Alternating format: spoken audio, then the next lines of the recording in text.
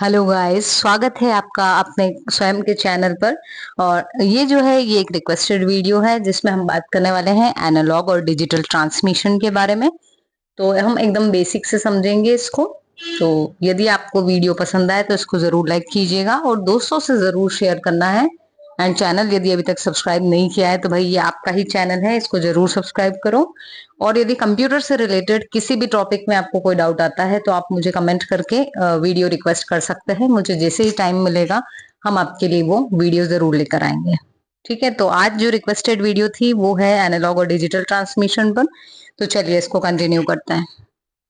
देखो, एनालॉग जो ट्रांसमिशन है उसमें जो भी हमारा डेटा है वो कंटिन्यूअस सिग्नल के फॉर्म में ट्रेवल करता है। मतलब ये जो आपको साइन वेव्स दिख रही हैं इस फॉर्म में ट्रेवल करता है। जबकि डिजिटल में क्या हो रहा है, ये स्क्वायर वेव दिख रही है आपको, है ना, स्क्वायर वेव, जिसमें जब नीचे है तो जीरो, क्योंकि डिजिटल का मतलब है जीरो और वन के फॉर्म में ट्रांसमिशन।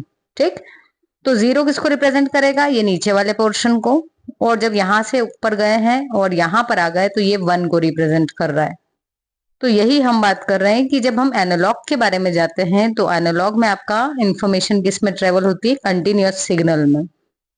और जब साइनोसॉइडल के फॉर्म में है तो बात आती है एम्पलीट्यूड की। मतलब कि ये जो साइन वेव्स हैं ये आपस में कितनी पास पास हैं, फ्रीक्वेंसी कितनी ज्यादा है, इसकी लंबाई कम हो रही है या ज्यादा हो रही है ना। तो ये सारी चीजें इसमें आ जाती है। जबकि डिजिटल ट्रांसमिशन में किसके बारे में बात होती है, जीरो और वन के बारे में।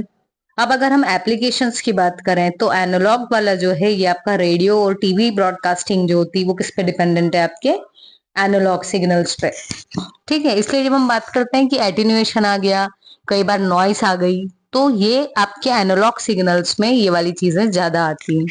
तो हम बोलते हैं कि ये ससेप्टिबल है। मतलब अगर नॉइस या कोई इंटरफेरेंस हो रहा है कहीं ट्रांसमिशन में तो एनालॉग सिग्नल, एनालॉग ट्रांसमिशन बहुत जल्दी प्रभावित होता है as compare to digital transmission.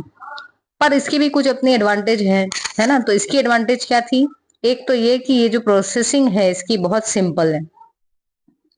दूसरा है कि इसमें जो आपकी ऑडियो और वीडियो बहुत नेचुरल दिखेगी आपको। लेकिन अब इसकी डिसएडवांटेज क्या है कि अगर आप बहुत लंबी दूरी तक अपने सिग्नल को ट्रेवल कराओगे तो फिर क्या होगा, उसकी क्वालिटी जो है उसमें लॉस होगा। क्वालिटी उतनी सही ज्यादा दूर तक नहीं जा पाएगी। इसका मतलब है ये एक लिमिटेड डिस्टेंस तक ही काम करेगा। ठीक है, और जो बात अभी मैंने आपसे बोली थी वही है यहाँ पर, more prone to noise and distortion. मतलब नॉइस थोड़ा सा भी अगर इसके आसपास जहां से वायरिंग जा रही है उधर कुछ भी नॉइस हो रहा है या कुछ, ठीक है, या कोई इंटरफेरेंस ऊपर से दूसरा वायर निकला हुआ है, तो क्या होगा, इसके ऊपर उसका बहुत जल्दी से असर आएगा। और जो ट्रांसमिशन होगा इसका, उसमें जो भी आपको डेटा मिलेगा वापस, वो कहीं ना कहीं नॉइस से आपको वहां इफेक्टेड मिलेगा। दूसरा था हमारा डिजिटल ट्रांसमिशन। इसमें जो आपका डेटा है वो किसके फॉर्म में गया, डिस्क्रीट सिग्नल। मतलब वो जो स्क्वायर शेप की वेव्स बताई थी अभी आपको मैंने, ये वाली, इसमें इसको बोलते हैं discrete signal.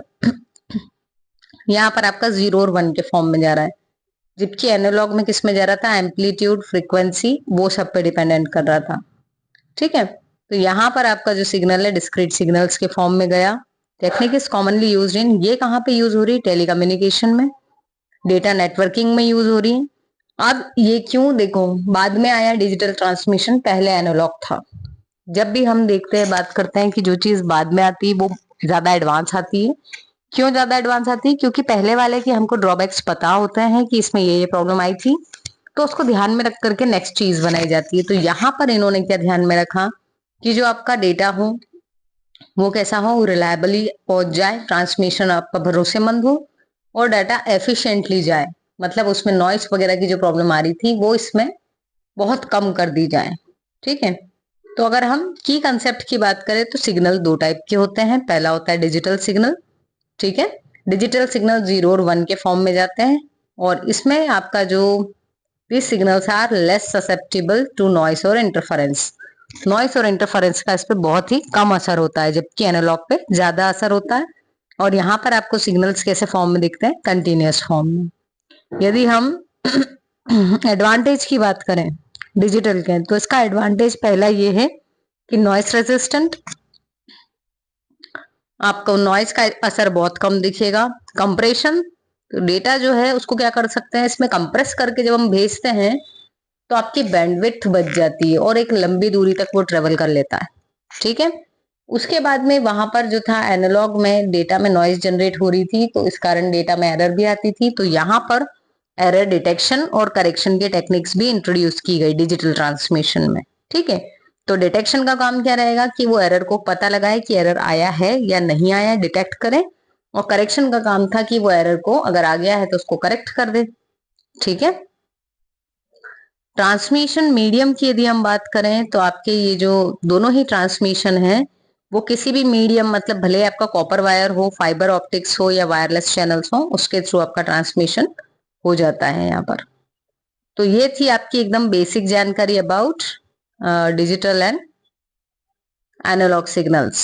So I hope आपको वीडियो समझ में आई होगी। यदि आपको अभी भी कोई डाउट है तो आप हमसे पूछ सकते हैं। So thank you so much for watching. मिलते हैं अपनी नेक्स्ट वीडियो में।